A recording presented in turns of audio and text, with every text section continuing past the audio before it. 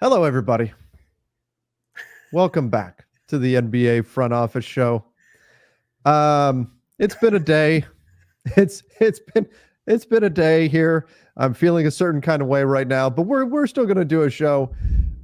Keith, we talk about this sometimes. Like one of the worst things that can, at least in the video and audio world, one of the worst things that can happen, and I have had this happen before, is that you record something and then turns out the file is corrupt, especially when it's like an interview or something like that. Like that's the worst feeling when you lose an interview. The second worst feeling is when you do something, you put in a bunch of effort, and then something comes out immediately and it changes everything you just did. That's the world I'm living in right now, my friend. Yeah, put a bunch of effort into my Dear Darvin video this morning, hyping up Lakers Celtics. Literally, as I uploaded the file, the Lakers announced that LeBron James and Anthony Davis are not playing in this game, rendering almost everything I said moot. It now lives on Twitter as a ironic artifact of the tragedy that befell me this morning. Yeah, there's a point where you're like, well, nothing I can do but basically laugh at it, right? It's Yep. either laugh or cry. And you generally think we both choose to laugh at those things and say, Mm-hmm. hey, well, this is all garbage and useless now. So Exactly. throw it away. I've been there. I've been there on the side of written articles about why a team should or shouldn't do something transactionally. And then they do the opposite of what I Right. wrote. And I'm like, well, now that's complete trash and that means nothing. So yeah, or they do something that makes it completely a moot point. So yeah, I hear you. It's funny because a lot of people were like, it I think both Celtics and Lakers fans feel the same way. Is like, yeah, you always want to beat the other side, but you want to beat them whole because it Sure. just feels better, right? So I don't think a lot of Celtics fans are like reveling in this by any means because there's also a point for Celtics fans where it's like, I want to get the Lakers whole because like they're up now 5 games after the Bucks lost. They're up 5 games in the top of the conference. So it's Mm-hmm. like not even all that worrisome, like that they need to be in a position to do all that much. If they lost the game, it's more of a loss to the Lakers than it is, oh Mm-hmm. no, we lost ground in the standings. So Right. yeah, it's in for any just casual fan, it just sucks. Like now Yeah. this should have been one of the best games, and now it's just gonna be like, well, it kind of is what it is, and we'll see what it looks like. Oh, if you bought tickets to this game, your investment took a big dive. Yeah. I'm sure those ticket prices are dropping like crazy.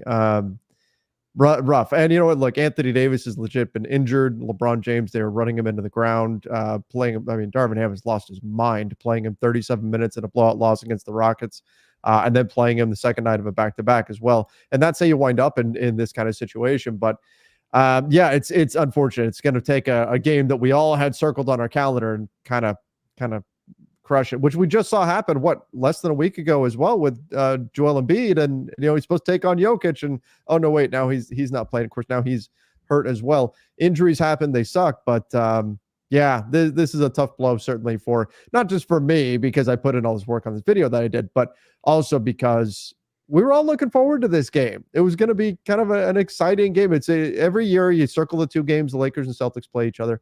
And now we kind of get robbed of this one.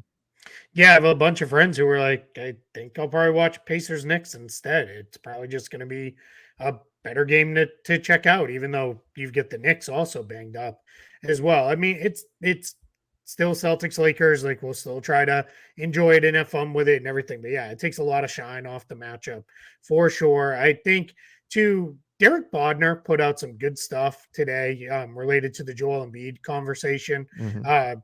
We're going to talk a little bit more about that whole thing because some other news came down. But one of the things he put out was like it's kind of gotten a little crazy how much people are willing to basically call players out and say they're not really hurt Oh, all the yeah. time.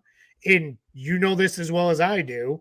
Anytime you put out there, because you do the same thing I'll do, where it's, hey, here's a notable injury report or the Lakers Mm-hmm. injury report, or I'll do it for the Celtics. And instantly there's a response of, yeah, just rest him. And it's not a just rest him from the, hey, let him fully heal up from that rolled ankle. Give him, 3 games off or whatever. It's people think every time a player is hurt, unless it's like player X has like Julius Randle. Everybody's Sure. like, okay, he's dealing with a very serious injury. Unless people know that the team has said they're out for weeks, everybody just assumes every injury is either it's related to rest if it's a good team, or it's related to tanking if it's a Yep. bad team. And you know what? Sometimes guys are just hurt. Sometimes they just can't play That's just in the a day. cynics, and Like, yeah, but yeah, it just kills me where, like, I think the stuff Derek Bodner put together today was really poignant, because it's also the way some people attacked Embiid, especially some media members. And I mhm. get it. Some of it was just people getting jokes off. So that And people were is what excited about that game. That's a totally big part of it. fair. And people should have been excited. But I think there is a piece where it is you have to be reasonable with this stuff. You can't just start firing off takes, because it just ends everybody ends up looking like an idiot then. Yeah, yeah, that's for sure. And you know what? Like, and there's people who look at injuries and updates and things like that, and just they assume that it's the player making the decision. And we've Yeah. talked about that a lot. It's I don't even know what percentage you want to put on 95%. It is the vast majority of the time, it is not the player that's making the call. Typically, players want to play. Are there some players who maybe have said, I don't really feel like going tonight or whatever? I'm sure it's happened. But in general, it's the team, it's the organization that makes the decision there. It's not on, and then unfortunately, the negative reaction tends to be directed at the players in those types of situations. Yeah, almost always. Yeah, the players are the ones who get called soft, and Yeah. they don't want to play and all these things. So yeah, it's all stuff we've talked about before, but it kind of is what it is. All right, let's get into today's news. We've got a lot to get through. Let's just sticking with the Lakers. Oh, there's Isaiah Stewart expected to miss 10 to 14 days With a sprained ankle. with sprained ankle. So there you Wasn't go. a More. topic, but here we are. Isaiah Stewart is out, and I'm sure somebody will say, "Yeah, that's a tank move," and they'll reply with the tank gif and Yep. everything else and all that Mhm. stuff. So Yes, indeed. All right. Sticking with the Lakers in terms of their trade talks, the Hawks reportedly want Austin Reaves in a deal, sending out DeJounte Murray, which we've talked a lot about this. That was probably always the Hawks' ulterior motive was let's get the Lakers into these trade negotiations, and then let's tell them, hey, Austin Reaves or no deal. Everything I've heard, and it's been a little bit since I've checked in, but everything I've heard is that the Lakers will not do Austin Reaves in a DeJounte Murray. If it's an all-star level player, like a true, like legit year in, year out all-star, then of course. But if it's DeJounte Murray, they're not willing to do that. But we'll see if that changes. We just passed a few moments ago 1 week exactly till the trade deadline. So who knows how things will twist and turn. But right now, it seems like the Hawks and Lakers are in a staring contest. The Lakers say, we're not putting in Austin Reaves. We want a deal around D'Angelo Russell. The Hawks are saying Austin Reaves has to be in it. My guess is the trade deadline comes and goes, and they don't do the deal. That's my sense right now. But we'll see if either side kind of budges on their position. yeah, I think we may still get the version where it's D'Angelo Russell headlines it from the Lakers matching salary side, Mm-hmm. and they are able to get something else of value to Atlanta by routing Russell to a third team. I don't know. I just feel like Murray's gonna get traded, and it seems like the Lakers are the ones who are kind of knocking on the door the hardest for him. Mm-hmm. So, but it also would not surprise me if we get to this point a week from now and we're talking about, all right, let's we kind of know what deals got done. Maybe a week from now, shameless self promotion. We'll be live Mm-hmm. trade deadline day right here on the front office show. Maybe we're talking about, wow, we're still getting deal details trickling in, or maybe deals fully because it's only been 20 minutes after the deadline or whatever. But generally we start talking about, all right, let's talk about some of those things that didn't happen, right? Because we want to get into it a little bit. And I think there is a chance maybe we're talking about, yeah, Lakers and Murray didn't get done, and Murray's somewhere else, or Murray's still on the Hawks. And what does that mean? And does this carry into the summer? And what is that going to look like now? And all the things that could go along with that. There's been a lot of people who have suggested in the recent past, I'd say about 4 or 5 days, Mm-hmm. of there are some teams that are saying, we might need to wait till the summertime because then that frees up. We can offer an additional draft pick Right. in a trade or whatever it is. And, Or roster spots. yeah, this player turns into an expiring contract and it's just of more value to the team at that point and those kind of things. I don't know that that's going to hold up deals from getting done, but I think there is a potential that we do see some different stuff happening there. So let's see. But yeah, I mean, this one seems pretty clear. Lakers are not moving Austin Reaves for DeJounte Murray. And I don't know that anything in the next week changes their mind on that standpoint. All right, let's jump over to the other team in the disappointment bowl that we've got tonight. The Celtics, as well as the Suns, are interested in Jae'Sean Tate. What is it the Celtics are looking for right now out there on the trade market? I mean, they, like you said, they have a great record. They've built up a great lead in the Eastern Conference. What are they trying to find? Yeah, Brad Stevens said a big wing was something he's looking at, which Tate doesn't necessarily fill from the size wise. Normally you think, all right, big wing, you're thinking 6'8" or taller. He's only about 6'4", but he plays much bigger than that. This is a guy who's always played much more like a 4 than he is anything else. So I think he would fit in as another defensive minded guy they could get. It's also important to know he makes $6.5 million, so he's very acquirable. It's not, anybody who makes much more than about $8 million, kind of take them off the list for Boston. They just don't really have the ability to go trade for a guy like that. They don't have the matching salary to get there. So you take that out of the mix. So Tate fits the bill for guys that they could conceivably go get. Then the other thing we hear repeatedly is they're looking for another front court player and another guy. And they just went through a run where they were without for multiple games, one or two of Kristaps Porzingis, Al Horford, or Luke Kornet. That's kind of their top three bigs. And when they're all there, you're fine because Luke Kornet is perfectly serviceable and fine as a third center. But if one of them's missing, now you're pressing Kornet into that backup role. Right. Then you don't have the guy behind him. Never mind if you're missing two, then you're going to like Nehemiah Skata off the bench and those kind of things. And that's just not really where you want to be. So there's some thought to they would like to add one other big. Kelly Olynyk, somebody they've been linked to repeatedly, just makes too much money. And that's a challenge for them to really get in on a serious trade for a guy like Olynyk. And then the Suns, same boat, really. They're looking for kind of just about anything. And same kind of trade parameters for the Suns because they seemingly have made it pretty clear they don't want to trade Grayson Allen. So that means Nasir Little and his $6 million or so in salary is their matching piece, or it's cobbling together 2, 3, 4 minimum guys. And the challenge with something like that is roster spots on the other side. That's where it gets tricky to be able to facilitate a deal that way. And then they've got those second round picks that they were able to acquire through different, pick swaps and all kinds of stuff. Or cruxing them, as Zach Lowe puts it, which I love. What is that? He said they Horcrux their remaining first rounders from Harry Potter. What Voldemort did, they broke them up by swap it rights and all this other nonsense, which honestly, as we launched the Spot Track trade machine, aggravated me to no end because we're trying to figure out how to code that in there like in a reasonable way. And it's some of it we're just like, just forget it, just put it in what it is. And if people want to throw it in a trade, let them explain to everybody what they're trying to accomplish here. So, but yeah, it's there's not a lot for Phoenix left to trade. They've, like you said, they picked up a couple seconds and at least they've got that now to throw in deals if they want to go do something. But matching salary is a huge challenge for them, much like it is for Milwaukee, unless Milwaukee wants to talk Pat Connaughton or Bobby Portis or somebody like that. Right. All right, let's jump over to Washington, to the Wizards.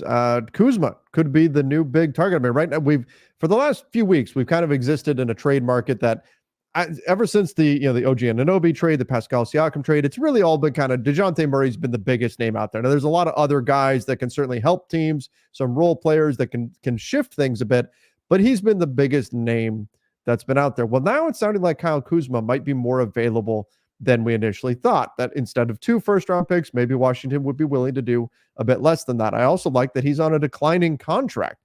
It actually gets less and less. And I want to say it finishes out at like 19 million in a few years, which is not bad at all for what Kyle Kuzma can provide. So do you see him moving if the Wizards are indeed lowering their asking price as we get closer to the deadline? If they really are lowering their asking price, absolutely, because you said the contract's already a good number this year, and Mhm. then it finishes out. So this year, just to kind of put a bow on that, 25.6 million, 23.5, 21.5, 19.4. So really a very good number. By the Yeah. time we're at that 19.4, we're talking barely above the non-taxpayer MLE amount if the cap continues to go the way we think it will. So yeah, I would be all over that. And I think the one challenge is when you have those declining contracts, it can be hard to then extend the player off that final year. But Oh, we'll good point. also be talking about Kyle Kuzma, who will be, what is he now? He He's like is 28 now. 28, so he'll be 29 over the summer. So he'll be in his early 30s. So that may not be that big of a deal at that point, right? You may be able to look at it and say, all right, we can offer you about $30 million. He might be willing to say, okay, that works for me Mhm. by the time he's in his early 30s. So yeah, really interesting guy. I've I've been critical of Kyle Kuzma in the past because there were points where it felt like some of the stats were a little bit of like empty stat gunner type Sure. stuff. But as he's improved his efficiency, he's improved his passing, he's improved his rebounding, all those things have come together where it's like, okay, Kyle Kuzma's a nice player. And it was also in part where I was critical was when people were like, oh, he's going to be a max guy. And I was like, I don't know that I ever see that being a thing. But if you need some scoring and a guy who really, because he learned it in the early years of his career, knows how to play off ball, knows how to move and when to cut and how to spot up and how to lift into the open spaces on the floor, he'd be a great addition for any number of teams that are looking for a guy who can just come in and give them a little bit of scoring punch. And a guy when your main guys are maybe, hey, they're either out of the game and on the bench or they miss a game, you could throw it to Kuzma and say, all right, you got it tonight. Go get us 30. And he And can do I look at his, his 3-point percentage, which looks a little bit low. He's sitting right around like 33-ish%.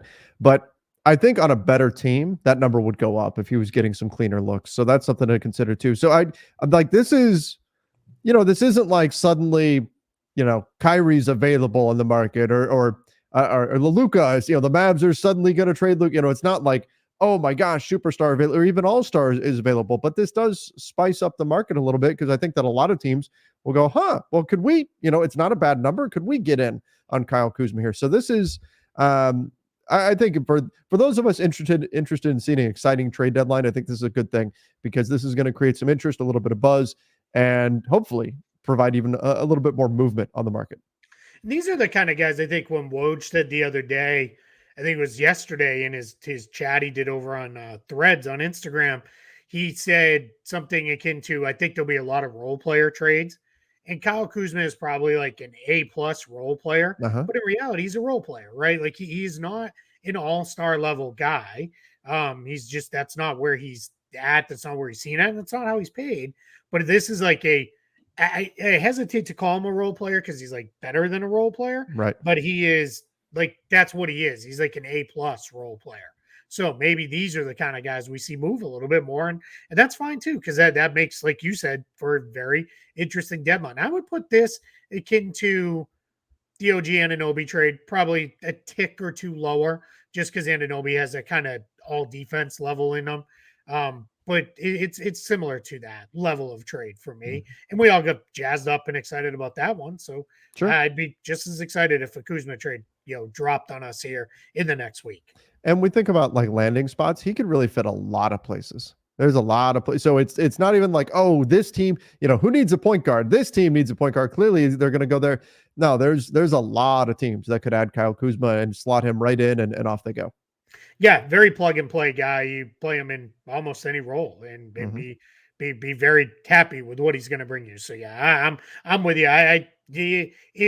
If it's two real first round picks, I'm probably that's a little rich for me for Sure. most teams. But if you're talking one real first round pick, maybe one of those weird protected picks, or Mhm. throw a second, or maybe a player needs a change of scenery, I'm probably in on that kind of deal. All right, let's jump over to the Warriors. Now there's rumors that they're not breaking up their core. I know they've been struggling to gain traction at this point. They've picked up a few wins recently, but do you think the Warriors might be at a point? Because we kept hearing like, all right, this is going to be it. Maybe they're going to move on from some of these guys. Over the last week or two, do you think the Warriors have come to the realization that it's not going to happen? and there's no need to make the big move right now. Do you think that's where we're at? I don't know. I think this is more of we're not doing anything with Steph, Draymond, and Clay. So let's not even really have those conversations. Let's more really talk about, if you really want to talk about Chris Paul or Andrew Wiggins, those are conversations we're willing to have. But I don't know if you saw Steve Kerr's comment, I think it was after last night's game, was we're not getting players who are better than Chris Paul or Gary Payton II in trades. Like, he very clearly feels that way. Now, trades don't always work that way, right? A lot of trades are made about finances. Like, for example, the Toronto Raptors didn't get any players that are better than Pascal Siakam in their trade with the Pacers, but they got picks, they got good players, and sometimes it's about putting 4 quarters together to go get a dollar. And sometimes you're willing to take 1 or 2 of those quarters a year or 2 from now. So I think it just becomes a situation where I think this is maybe a little tone setting.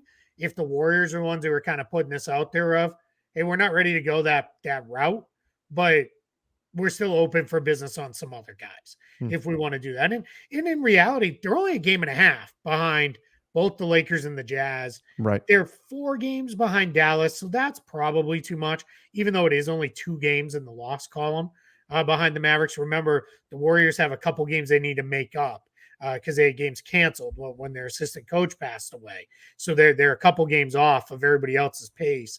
So I think you're in a spot where I would look at it and say, all right, we can still make a run at this thing. If we can get hot here. But again, if this sounds crazy to say, but this might be a big week. You pick up, I don't know how many games they have before the trade deadline. You pick up 2-3 wins in the next week here, and now all of a sudden it's all right. We're in the playing tournament. We're a game or 2 under 500. All right, let's maybe we do think about not necessarily a Clay or Draymond type trade, but maybe we do look at kind of going a little bit more all in. So I just pulled it up just to see where we're at. They have Memphis, Atlanta, so they're going on an East Coast trip starting this weekend. So Memphis and at Memphis, at Atlanta, at Brooklyn, at Philadelphia, then trade deadline day at Indiana. So they'll have 4 more games. Pending where Philly is health-wise, by the time we get to that game on the 7th, the Warriors could very easily be at 500. And then that becomes all right, trade deadline. Then they go. And then it might be, hey, let's go. Because I think if I'm the Warriors, I'm thinking, just get us in the postseason. We'll take care of business in the play-in tournament.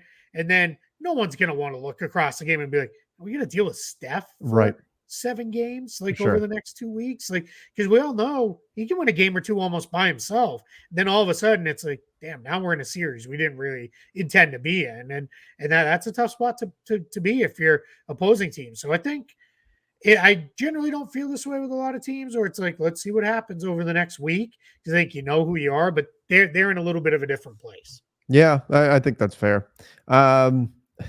Keith, there's a lot going on with Brooklyn right now. So we just went nuts in the news. Yeah. You want to start with Nic Claxton, that's another guy who's now rumored, according to Mark Stein's fantastic Substack, now rumored to be perhaps more available than what we were previously thinking. Yeah, that's a little interesting. I think there's a thought process around he's a free agent at the end of the season. So are the Nets going to pay him big money? He's coming off a $9.6 million contract this year. So are the Nets going to really load up and go get him?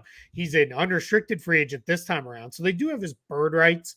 But this is not a guy where I don't know that the bird rights are going to matter too much, because it's not like he's pushing north of 30 million a season. Right. It's probably maybe somebody might give him 20. And a handful of the cap space teams may look at him and be like, yeah, it makes sense for us. Or you may have teams that are like, hey, we'll give him 20 in a sign-in trade.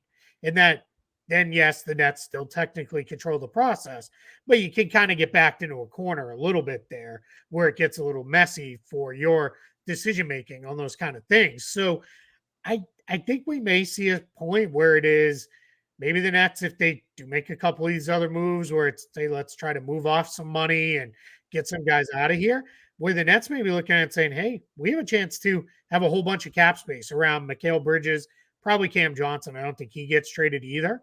and we could kind of go into the summer with all kinds of options that maybe we didn't have, last week or, intend to have at all when we started this season. But here's where we've kind of fallen into.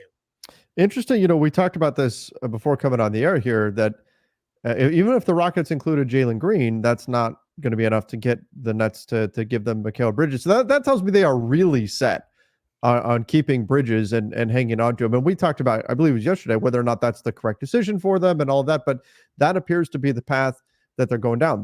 They want to keep Bridges. They want to see what they can build around him and with him, and then go from there. Those other guys, we continue to hear Spencer Dinwiddie, Dorian Finney-Smith, Royce O'Neal as three guys they'll potentially look to trade here at the deadline. But it sounds like Mikal Bridges not going anywhere. Yeah, it just furthering the reporting from the last few days. And this again, Mark Stein had this in his Substack, and you guys really should get it because he also delivers all of his posts as like a newsletter format. So even if you're not in a spot where you could get to his Substack easily, you just have it in your email and just pull it up and read it and go from there. So it really is a lot of good stuff in there. Yeah, he says that. He mentions Spencer Dinwiddie, Dorian Finney-Smith, Royce O'Neal, all very known to be very available. So I feel like Brooklyn is kind of becoming one of those teams to watch here because it feels like they're going to do something to try to set the tone for where are we going moving forward. But to your point on this one, seems like moving forward with Mikal Bridges as a centerpiece of what they're building around. And I don't hate the idea. I just don't know that I'd be turning my nose up and not even willing to talk. Hey, you want your picks back plus other stuff plus Jalen Green? That starts to turn into maybe a little bit of a different situation. But maybe they're that low on Jalen Green that they're kind of like, we don't really, he doesn't do anything for us. We already have Cam Thomas, and maybe we go in that direction. All right. We've talked all about, Nic Claxton being more available than expected. We've talked about Kyle Kuzma being more available than expected.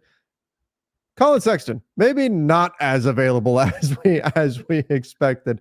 The Utah Jazz. And by the way, Keith, how much of this do you think is teams kind of saying, hey, this is, I don't know, putting out there what they want out there, right? Either to try to spark interest or to try to drive up offers. Like, we have to take everything with a grain of salt this time of year. But the Jazz sounds like they're not as set on moving Colin Sexton as we may have been hearing previously. I think with this one, the Jazz are probably looking at it and saying, hey, we've got him on a pretty good contract for the next couple of seasons beyond this one. If we're going to keep Lauri Markkanen and our young guys and try to build a good team here in the next year or two, we need guys like Colin Sexton. Yeah. And if you want him, you better come with a real offer. Like, he's not getting thrown into a deal. You're not getting him for a top 20 protected first round pick or anything like that. Or God forbid, anything lower of an offer. Like, we're just going to kind of hang on to him where we're happy to keep him. And he's been playing really, really well. He's been a favorite of you and I for a while now. And he really is playing good basketball in the starting group. And he fits with Markkanen. Like, they have pretty good chemistry. They run some good stuff together. So the names that Stein mentions are the same names we've heard. Jordan Clarkson, Kelly Olynyk, and Taylor Norton-Tucker, which is, okay, sure. Like, it's Clarkson's the most interesting guy of that group to me for any number of reasons, because I think everybody's always looking for bench scoring. Plug him in on any number of teams. Pretty good contract too. Olynyk, very interesting. He's having a great season. I don't know how many people realize shooting, his rebounds, his assists. He regularly is in like triple-double zone in like 20 minutes a night off the bench, like, because they run so much of their offense through him on the second unit. Horton Tucker, I'm not a he's an fan. expiring right now. And I don't think he's very good. Yeah. He can't shoot. And like, I don't know where you go with that. You can't make him the centerpiece of even bench units because he can't shoot. He seems like the guy who racks up stats when the teams aren't very good. But then when it comes down to, hey, the team's good, he just doesn't play. So at that one, I don't know. Maybe that becomes, hey, here's $11 million more in a trade or whatever it is, and let's kind of go from there. But but the first two, that's interesting. And again, I'll say it, Danny Ainge is not going to be seduced by, hey, we could be a play-in tournament team. No.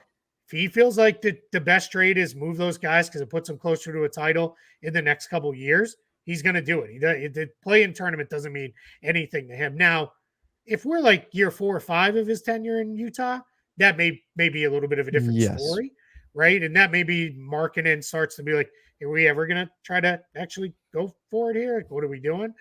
But as it stands right now, I don't think he's feeling any of that pressure. All right, then we've got, and I agree with you 100%. I don't think Danny Ainge will make that kind of a move just to go, just to be able to say, hey, we went to the play-in tournament. No, Yeah. they've got loftier goals than that. The NBA issued fines for injury reports to teams for not being as forthcoming as they should be on their injury reports, which this is something we've talked about, as we get more and more, interwoven with betting and all of that, like the teams have to provide information on what's going on with their players. And I mean, even if it wasn't the betting thing, they're still supposed to provide injury reports and updates and all of that, and not try to obscure things too much. In the playoffs, that all kind of goes out the window a bit, where it'll be, well, we're not sure if he's going to play, when actually the dude's having surgery and he's out for 3 months or whatever. That's the Kawhi Leonard of it all. Yeah. But for right now, you're supposed to put out injury reports that are honest and forthcoming with all your information. And a few teams were not doing this. Yeah, so what happened here was the one story which we talked about off the jump. Joel Embiid was ruled out. Really, it sounds weird to say, but his last minute as guys ever get ruled out Yeah. in a game, which was he was in warm-ups, and the story Philly has told, which I'm going to believe them. I don't know why they would lie about it. Was I didn't feel like he looked very good in warm-ups, and they decided not to let him play. And this was after he wasn't on the injury report at all, so he went from fully available, not on the report, to out. Now that does happen at times. It was Wembanyama earlier this year, who I believe wasn't on the injury report and then stepped on a ball boy's foot in warmups, and he ended up out for that game. So things do happen. Like, unfortunate as is, some guys do get hurt right away. Now, why I also believe this is being a little harsh to Philly is they then ruled Embiid out for last night's game against the Warriors, or 2 nights ago, whenever it was, and then sent him home early and said he's gone. He's not even on the trip with them, didn't even go to Utah with the team. So I don't know. This one feels a little harsh to me. They got hit with $75,000 because they had also previously been fined. Now, the other fine went to, I got to look it up. I don't. Was it the Do you remember who Pelicans? it was? The Pelicans for Trey Murphy the third. And I think that was one where the Pelicans held him out for, like, he'd been out they held him out in like the second game of a back-to-back set or something like that. And they didn't have him on the injury report and then ruled him out late. And that's just, again, if you're not on the injury report, what this is going to lead to, this is where I'll go into the NFL for a minute here. Yeah. There was a time when Tom Brady was on the injury report every week for like 12 consecutive seasons because the Patriots got fined heavily for not having enough guys on the injury report.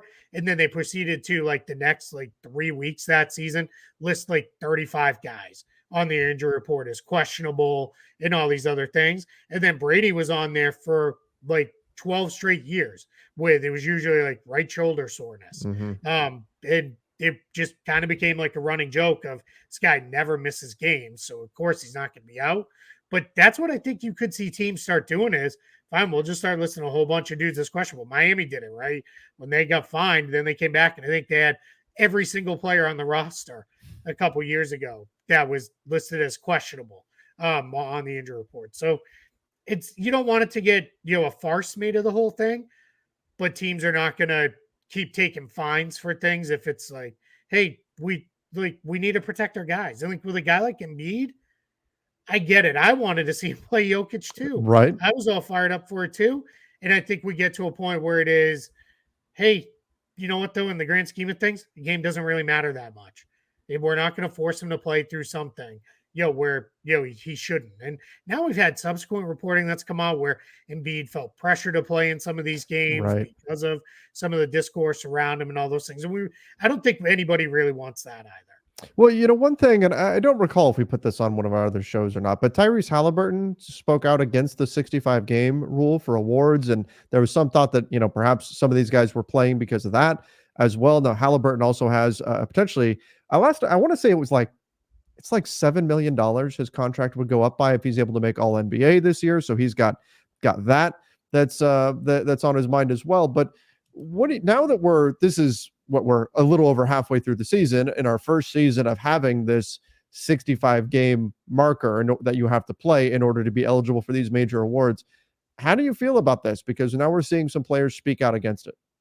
Yeah, just to close the loop on Halliburton, it's about $7 million in first year salary. It's $40 million Right. total Yeah, yeah, of yeah. over I the meant life for of this. first year, but in total. So Yep. that, I mean, he's got a significant amount of, and that's Yeah. where, and it's maybe a separate conversation, but that's where we talk about like media members not liking that they vote on all NBA and stuff because there's that much money on the line based on their votes for players like Halliburton. People don't want that responsibility on them. Yeah, for sure. And I we're just gonna have to see how all this stuff with these game limits go.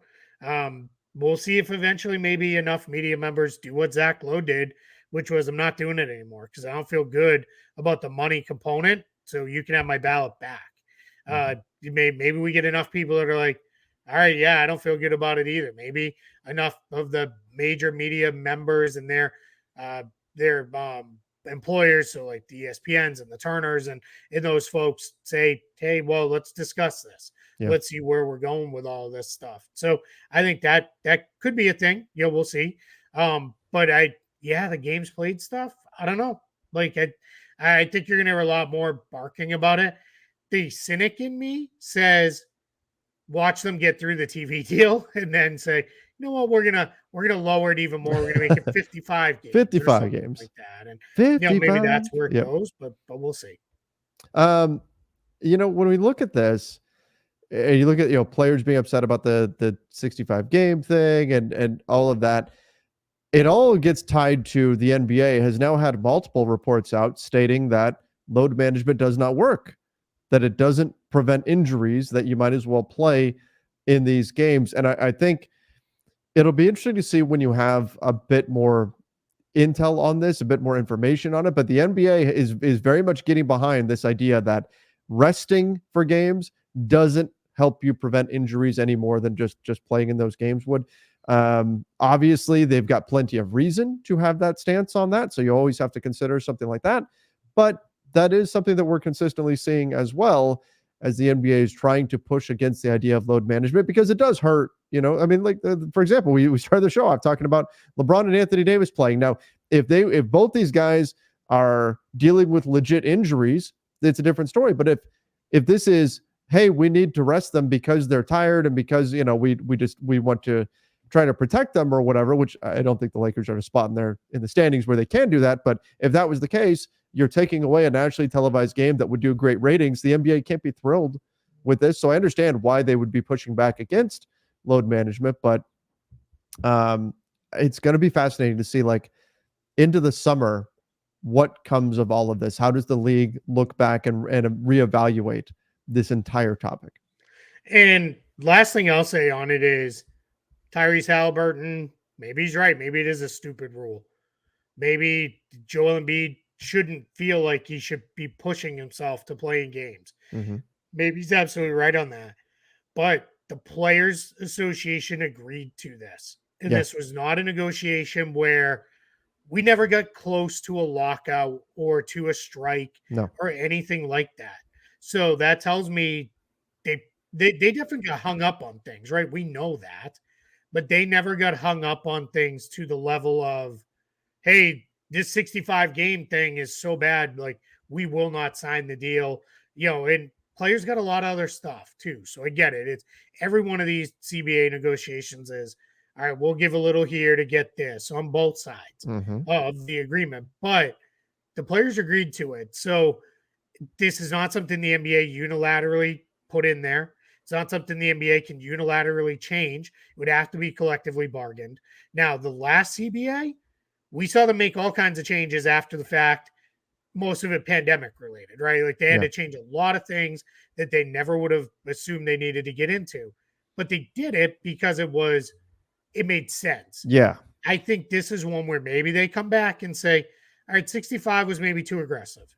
I feel like 60 is, I don't know that saying please play in 3/4 of the games is too much. Right. Like the 60 feels about right to me. I mean, I think we all know the real answer is reduce the regular season down to 70-ish games. Just never, ever, ever going to happen. That's it. And I know I've even said, hey, you expand by a couple teams, that it naturally introduces more games into the pot. But individual owners don't get more games. They're not going to say, hey, well, cool, the TV contracts are satisfied. They're going to still say, I lost 5 home dates. Yeah. Like that's 5 more dates, especially with the ones who own the arenas. Oh, like, yeah. my arena's not as full. So I don't know that there's a great answer to this beyond just keep trying things till you find something that works. Yeah. Like I get it. I want everybody to play as often as they can, as long as they're healthy too, because it means that much to me. Until we get to like April or the very end of March, then I don't really care if playoff teams are like, I don't care about winning one more game. It means nothing to me. I'm sitting a bunch of guys. That's just smart. And every sport does that. Sure. I mean, what is it now? Week 18 in the NFL is filled with teams that don't play anybody. And as well as cautionary tales, look what happened with the Detroit Lions, right? Yeah. They had like a 2 or 3% chance of getting the 2 seed. They played their guys, and Sam Laporta gets a knee injury. And fortunately, he wound up being okay after that. But I mean, Lions fans, one of my good friends is a Lions fan, and he was livid. Yeah, like there's reason to. So that's a totally different situation. Yeah, but, and that should be for me. I hope all this stuff's kind of out the window when we get to March and the end of March and the beginning part of April. And I would hope the league and their TV partners just flex teams out then. If the Celtics already have the 1 seed wrapped up by the middle of March, which if they continue on this pace, they will, because they're up 5 games, and they have a national TV game, and going into it, hey, they may not play a whole bunch of guys. Flex it out for the next best game then. Like you can see these things coming. Here, it's these last minute ones I get that kind of catch them off guard where they're like, oh, well, there's not much. Or a game or a situation like tonight where it is, hey, the Lakers just ruled these guys out. And you know what? The whole crew is already in Boston. We can't up and move them to another game very easily, nor can we, if it involves changing times of the game and all that stuff. You don't want to do any of that stuff. But yeah, if you're watching it far enough out in the end of March, beginning part of April there, you can make this work. But it's just, you're going to have to keep trying stuff until you find a situation or solution that really kind of works for everybody.